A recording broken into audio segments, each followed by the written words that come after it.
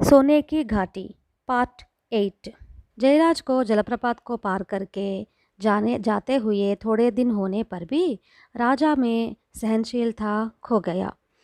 वह हर रोज यह राह देख रहा था कि जयराज कब वापस आएगा। उसके आने की खबर तुरंत जानने के लिए उसने पहाड़ों पर पेड़ों पर राजभटों का नियुक्त किया। अक्सर राजा मंत्री से पूछता था कि मैं कैसे दिख रहा हूँ, और वो सुंदर दिखने के लिए ज़्यादा से ज़्यादा श्रद्धा ले रहा था। अधिक से खाना भी ज़्यादा खा रहा था और हर दिन सुगंध द्रव्यों से नहा रहा था। 3 दिन को एक बार बाल कटवा रहा था और 2 दिन में एक बार मूछें भी कटवा रहा था। कीमती वस्त्रों के साथ उंगलियों में 2-2 अंगूठे पहन रहा था और गले भर में गहने भी पहन रहा था। ये सब जब उस सोने की मूर्ति में जान आएगी उस औरत से विवाह करने के लिए।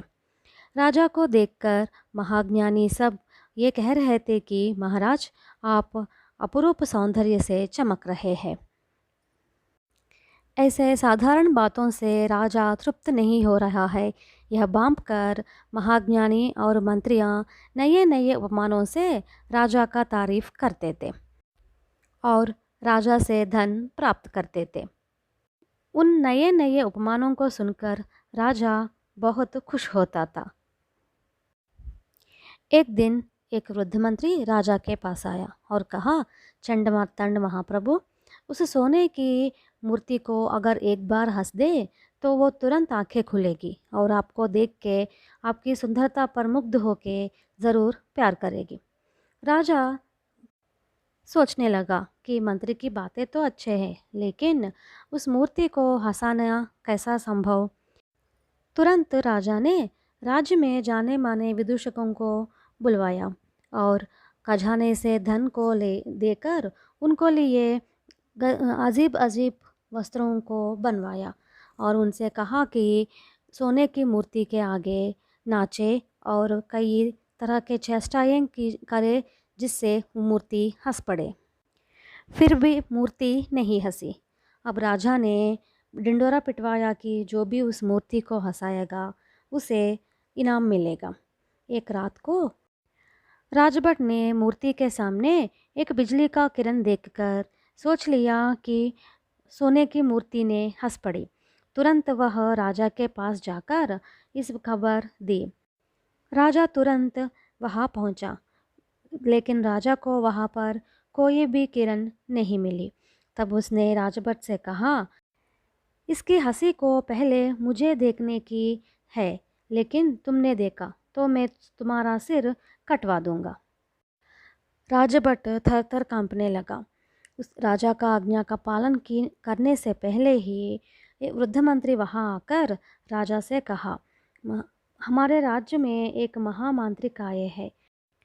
आपकी आज्ञा हो तो वो मांत्रिक हमारे सामने कई अद्भुत दिखा सकते हैं। इतने में मांत्रिक अब एक शिष्य के साथ एक भालू को लेकर वहाँ आया और राजा ने कहा, इससे बदबू आ रही है, इसे यहाँ से निकालो। तब उस मांत्रिक ने कहा, राजा, यह ज़्यादा देर तक भालू नहीं रहेगी, मैं अभी इसे एक मनुष्य के रूप में बदल दूंगा।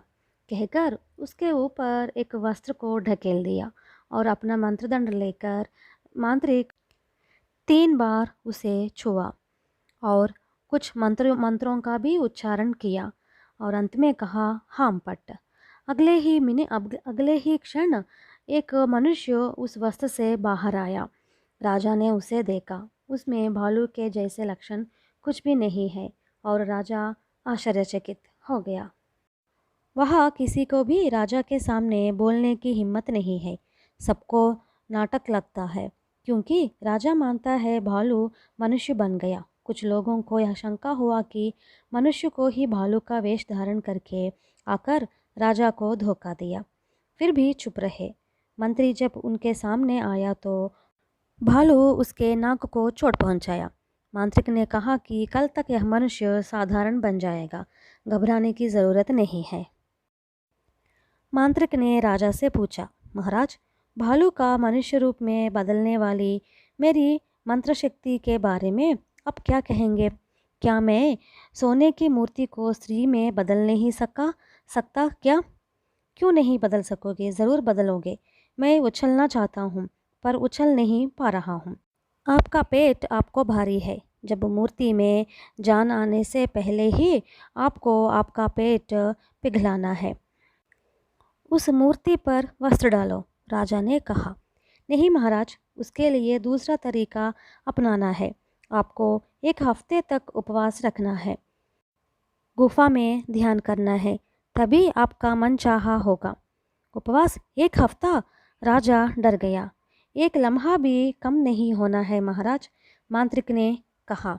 कहानी और है।